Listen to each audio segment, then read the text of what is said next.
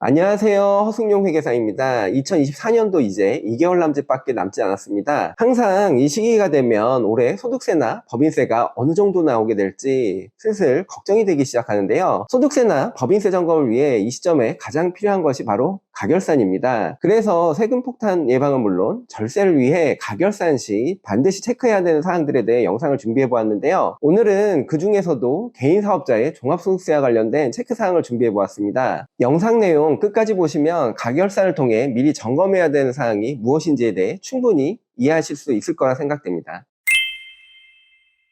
개인 사업자 가결산 체크사항 첫 번째는 바로 2024년의 예상 매출액입니다. 9월 말까지의 가결산을 통해 9월 매출이 확정되었다면 남은 3개월의 예상 매출액을 추정해서 더하면 2024년 1년의 매출액을 추정해 볼 수 있는데요. 2024년의 매출액을 추정해 보는 것이 왜 중요할까요? 개인 사업자의 경우 매출액에 따라 장부기장 의무가 달라지게 되고 장부기장 의무에 따라 세금 신고 전략이 달라질 수 있기 때문입니다. 개인 사업자의 장부기장 의무는 사업자의 업종과 직전 연도 매출액 그리고 당해 연도 매출액에 따라 달라지게 되는데요. 예를 들어 도소매업의 경우 직전 연도인 2023년 매출이 6천만 원 미만이면서 당해 연도인 2024년 매출액이 3억 원 미만인 경우 단순 경비율 신고가 가능합니다. 하지만 직전 연도인 2023년도 매출액이 6천만 원 미만이라고 하더라도 당해 연도 2024년 매출액이 3억 원 이상이 되면 단순 경비율 적용이 불가능하고 기준 경비율로 추계 신고하거나 또는 장부 작성을 통해 실제 순이익으로 소득세 신고를 해야 합니다. 단순 경비율 적용이 가능하냐 아니냐에 따라 증빙 수치에 대한 부담은 물론 종합소득세 세금 부담까지 크게 달라질 수 있게 되는데요. 도소매업에 해당되는 온라인 쇼핑몰을 운영하는데 2023년 매출이 6천만 원을 넘지 않고 올해 2024년 매출도 3억 원이 넘지 않을 것으로 예상돼서 단순 경비율 적용이 가능할 것으로 예상이 된다면 매입에 대한 증빙이 없는 경우에도 단순 경비율 적용을 통해 매출액 기준으로 86%의 경비가 인정되어 14%의 소득 금액을 기준으로 종합소득세 신고가 가능해지는데요. 만약 신규 사업자인 경우에는 직전 연도가 없기 때문에 올해 2024년 매출액이 3억 원을 넘지 않으면 단순 경비율 신고가 가능합니다. 하지만 2024년의 매출액이 3억 원 이상일 것으로 예상되는 경우에는 단순 경비율 적용이 불가능하기 때문에 장부 작성을 통한 소득세 신고를 준비해야 되고 장부 작성을 통해 종합소득세 신고를 하려면 매입에 대한 증빙도 잘 받아서 보관해야 하는 부담이 생기게 됩니다. 이 경우 가결산을 해보았는데 2024년 예상 매출액이 3억 원을 살짝 넘을 것으로 예상된다면 전략적으로 판매를 조금 줄여서 3억 원 미만으로 매출을 낮춰 단순 경비율을 적용받을 수 있도록 하는 것도 상황에 따라 종합소득세 절세에 도움이 될 수 있습니다. 만약 가결산을 하고 있지 않다가 2024년이 다 지난 후 매출액이 3억 원을 살짝 넘게 돼서 아깝게 단순 경비율 적용이 불가능하다는 사실을 알게 되어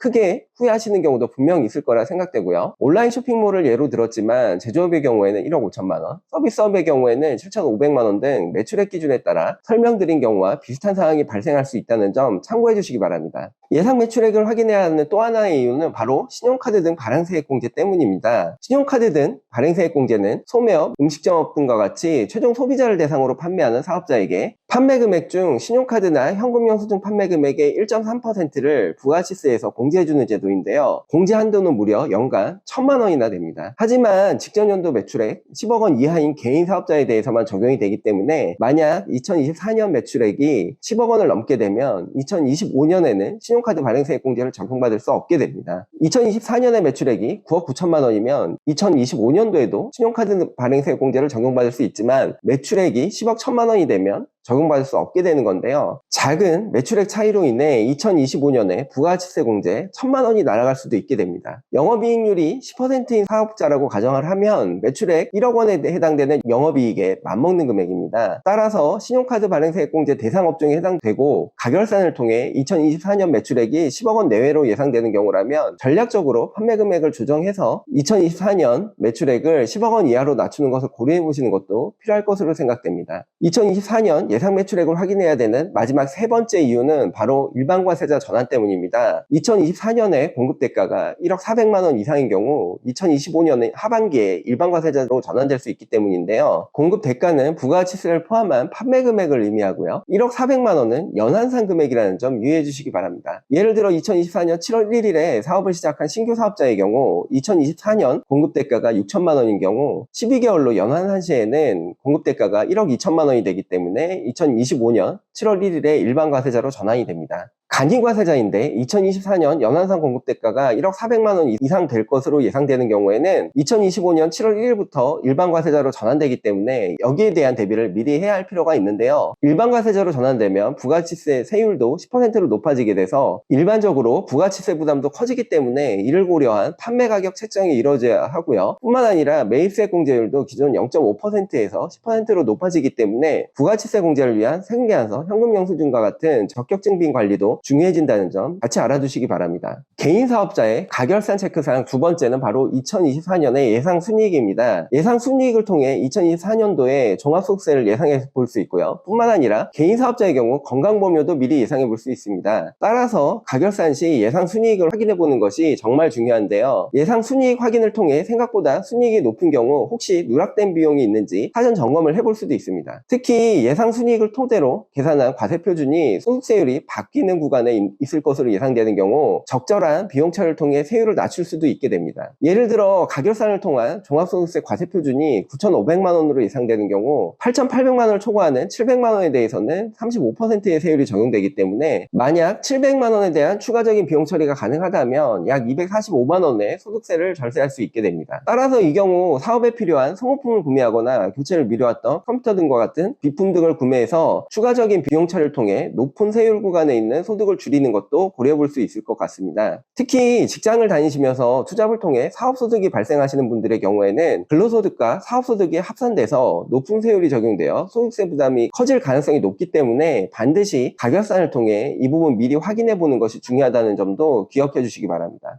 가결산 시 체크해야 되는 사항 세 번째는 세액 감면입니다. 특히 종합소득세의 50%에서 100%를 감면받게 되는 창업 중소기업 특별세액 감면 적용 여부를 체크하는 것이 정말 중요한데요. 최초 창업 여부, 사업자의 업종, 대표자의 창업 당시 나이와 창업 지역 등에 따라 감면 여부와 세액 감면율이 달라지기 때문에 이 부분 정확하게 확인하는 것이 정말 중요합니다. 특히 감면 요건을 충족했다고 하더라도 사업용 계좌 등록 대상이거나 현금 영수증 가맹점 의무 가입 대상인 경우 사업용 계좌 등록이나 현금 영수증 가맹점 가입이 기한 내에 이루어지지 않는 경우 감면 대상에서 배제된다는 점 유의해 주시기 바라고요. 창업 중소기업 특별세액 감면이 적용될 것으로 생각해서 꼼꼼히 확인하지 않았다가 나중에 종합소득세 신고 때 감면 대상이 아닌 것으로 확인되어 세금폭탄 맞으시는 일 없으시도록 미리 잘 점검해 보시기 바라고요. 이 부분은 정말 중요한 부분이기 때문에 반드시 세무 전문가의 도움을 받아 점검해 주시길 당부드립니다. 그리고 올해가 창업 중소기업 특별세액 감면 적용 마지막 해인 사업자분들이라면 절세 측면에서 올해의 비용 지출을 내년으로 미루는 것이 유리할 수도 있는데요. 예를 들어 창업 중소기업 특별세액 감면 100%가 적용되는 온라인 쇼핑몰 사업자가 사업에 필요한 샘플이나 소모품비 등 500만 원을 지출해야 하는데 이 금액을 2024년인 올해 지출하게 되면 소득 금액이 줄어들게 되지만 소득세는 어차피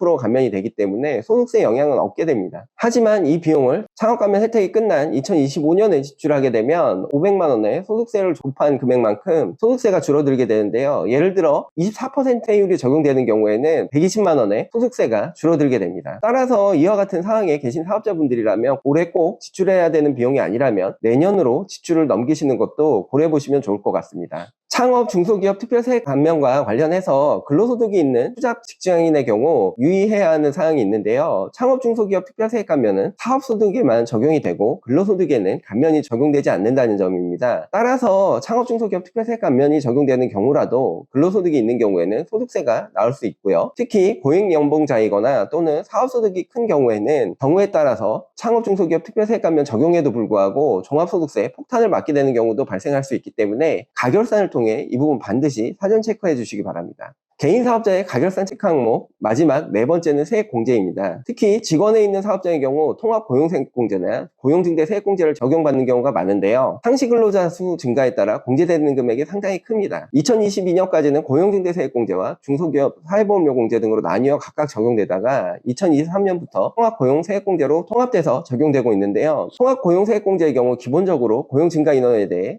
중소기업의 경우에는 적게는 850만 원에서 최대 1,550만 원까지 공제해주는 제도입니다. 특히 3년차까지 상시 근로자 수가 줄지 않게 되면 고용인원 1명 증가에 대해 최대 3년간 공제 혜택을 받을 수 있기 때문에 이 부분을 고려하면 최대 4,650만 원까지 세액공제 혜택을 받을 수 있는 제도입니다. 하지만 사후관리 규정이 있기 때문에 통합고용세액공제나 고용증대 세액공제를 신청한 후 2년 이내에 고용인원이 감소하게 되면 감소인원에 대해 기존에 받은 세액공제 금액을 다시 납부해야 되는데요. 따라서 2022년이나 2023년에 통합고용세액공제나 고용증대 세액공제를 받은 사업자의 경우라면 2024년에 상시 근로자 수를 체크해서 사후관리로 인한 세금 추징이 발생하게 될지 미리 점검하는 부분이 반드시 필요하고요. 상시 근로자 수가 유지만 되어도 2000년도 공제나 3000년대 공제 혜택이 적용되기 때문에 상시 근로자 수가 조금 모자라는 경우 채용을 서둘러서 상시 근로자 수 유지를 통해 세금 추징을 막는 것은 물론 2000년도 및 3000년도 세액공제 혜택을 받을 수 있도록 준비할 필요가 있습니다. 세액공제 혜택이 큰 만큼 추징 시 납부해야 되는 세금도 크기 때문에 이 부분 반드시 점검해 보시기 바랍니다. 지금까지 개인사업자 결산 시 필수 확인사항 4가지 예상 매출액, 예상 순이익, 세액공제 및 세액 감면에 대해 설명을 드렸는데요. 설명드린 내용 미리 잘 확인하셔서 절세에 성공하시길 바라면서 오늘의 영상 마치도록 하겠습니다. 이상 허승용 회계사였습니다. 감사합니다.